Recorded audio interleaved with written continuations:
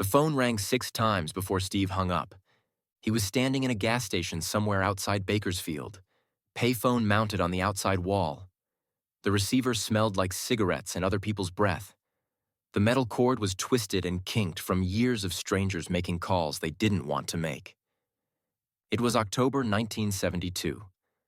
Late afternoon. The sun was low and orange, casting long shadows across the asphalt. Steve's Porsche sat at pump 3, tank full, engine ticking as it cooled. He'd been driving for 7 hours, maybe 8. He'd lost track somewhere around Fresno. The phone rang a 7th time, then an 8th. Steve knew she was home.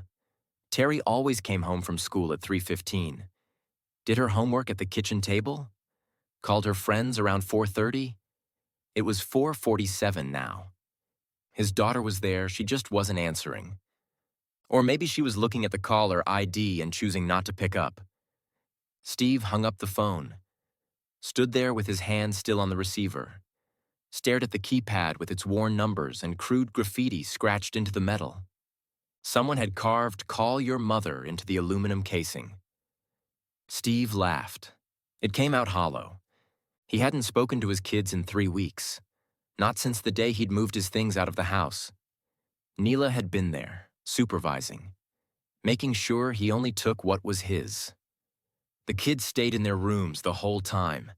Steve had stood outside Terry's door for 5 minutes, hand raised to knock, but he couldn't do it, couldn't figure out what to say. "I'm sorry I'm leaving" felt inadequate. "I'll still see you all the time" was a lie. "This doesn't change anything" was the biggest lie of all. So he'd left without saying goodbye. Told himself he'd call later, when he had the right words, when he'd figured out how to explain something he didn't understand himself. 3 weeks later, he still didn't have the words. The gas station attendant came out to check on him. Young kid, maybe 19, with acne scars and a name tag that said Miguel. "You need something else, man?" Steve shook his head. "No, thanks. You've been standing there a while. Thought maybe the phone was broken." "It's not broken." Miguel nodded, didn't push, went back inside. Steve looked at the phone again, at the numbers he'd dialed so many times he could do it in his sleep. His home number. Except it wasn't his home anymore. It was Neely's home. The place where his kids lived with their mother while their father drove in circles trying to figure out who he was supposed to be now. He put another quarter in the slot. Dialed. It rang once, twice, 3 times. Steve's heart was hammering. His palms were sweating. 4 times. 5.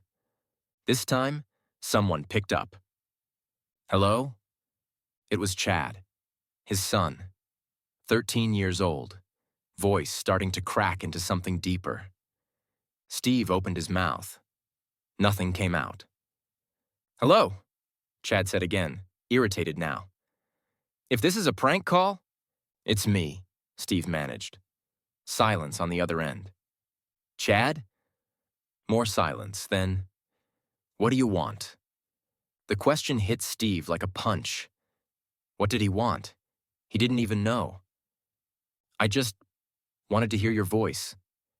"Okay, you heard it. Anything else?" "Chad, don't what? Don't be mad? Don't be upset that you left?" "I didn't leave you. I left Mom."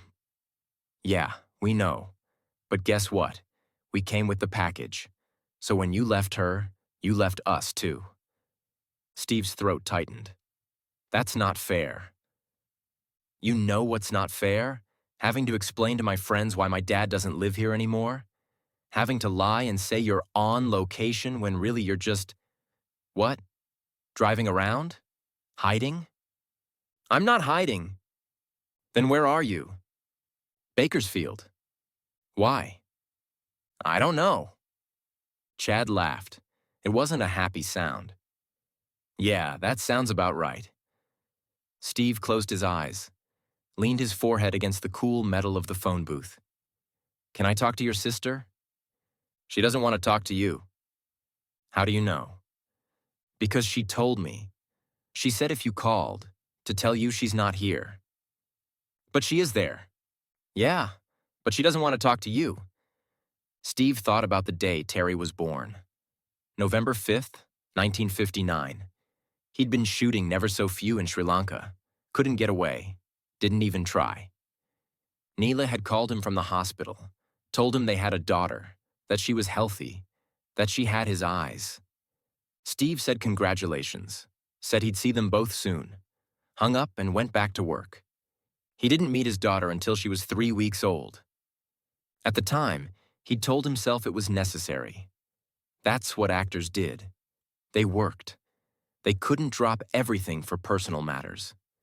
But the truth was simpler and uglier. He'd been scared. Scared of being a father. Scared of failing at it the way his own father had failed him by never being there at all. So Steve had done the same thing. Not completely. Not all at once. But in 1,000 small ways over 13 years. Missed birthdays, missed recitals, missed the ordinary Tuesday nights that actually mattered more than any of the big moments. And now his daughter wouldn't even come to the phone. Chad, Steve said, I know I messed up. I know I haven't been a father. Yeah, we noticed. That's not what I was going to say. Then what? Steve struggled to find the words. I was going to say I haven't been present. Even when I was there, I wasn't really there. And I'm sorry. Silence. Are you? Chad asked finally. Am I what? Sorry, or are you just saying that because you think it's what I want to hear? I'm sorry. For what? Specifically? The question caught Steve off guard. What? I'm asking what you're sorry for. Because I'm sorry is easy. Everybody says, I'm sorry. But what are you actually sorry about? Steve thought about it. Really thought about it.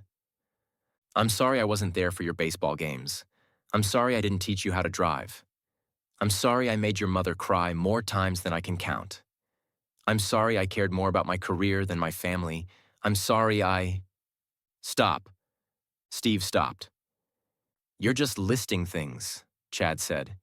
You're not actually sorry. You're just cataloging your failures because you think that's what apologizing is. Then tell me what I'm supposed to say. I don't know, Dad. Maybe there's nothing you can say. Maybe you just fucked up too many times and now it's too late. The word hit Steve hard. His 13-year-old son saying fucked up. When had Chad started talking like that? When had he become someone who cursed at his father? It's not too late, Steve said. Yeah? Then come home. I can't. Why not? Because it's not my home anymore. Then whose fault is that? Steve didn't answer. That's what I thought, Chad said. Look, I have homework. Was there anything else? Chad dash. What? Steve wanted to say 1,000 things. Wanted to tell his son that he loved him, that he was proud of him, that he was sorry for being the kind of father who had to call from a gas station in Bakersfield instead of just being there. But all he said was, take care of your sister. I always do.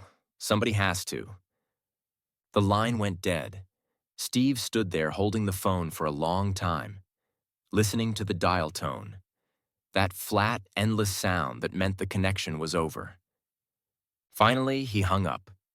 Miguel was watching from inside the station, pretending not to watch, but definitely watching.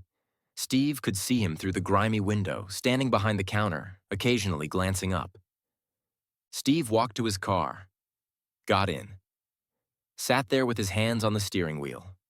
His father's name was William. Steve had never met him. William had left before Steve was born. Just disappeared. Decided fatherhood wasn't worth staying for. Growing up, Steve had hated him for it. Had sworn he'd never be that kind of man. That when he had kids, he'd be there. He'd be present. He'd be the father he never had. And now here he was, calling his kids from a payphone, getting cursed at by his 13-year-old son, hiding 200 miles away from the people who needed him most. He wasn't William, not exactly, but he wasn't much better. Steve started the car, pulled out of the gas station, got back on the highway heading north. He told himself he was just driving, just clearing his head, just trying to think. But the truth was simpler. He was running, the way he'd always run, from his childhood, from his pain, from anything that required him to stop moving long enough to feel the weight of who he actually was. He thought about Chad's question. What are you actually sorry about? The answer was everything and nothing. Because saying you're sorry doesn't fix anything. It doesn't undo the damage. It doesn't bring back the time you wasted or the moments you missed. All it does is acknowledge that you know you fucked up. And Steve knew. He'd always known. He just didn't know how to stop.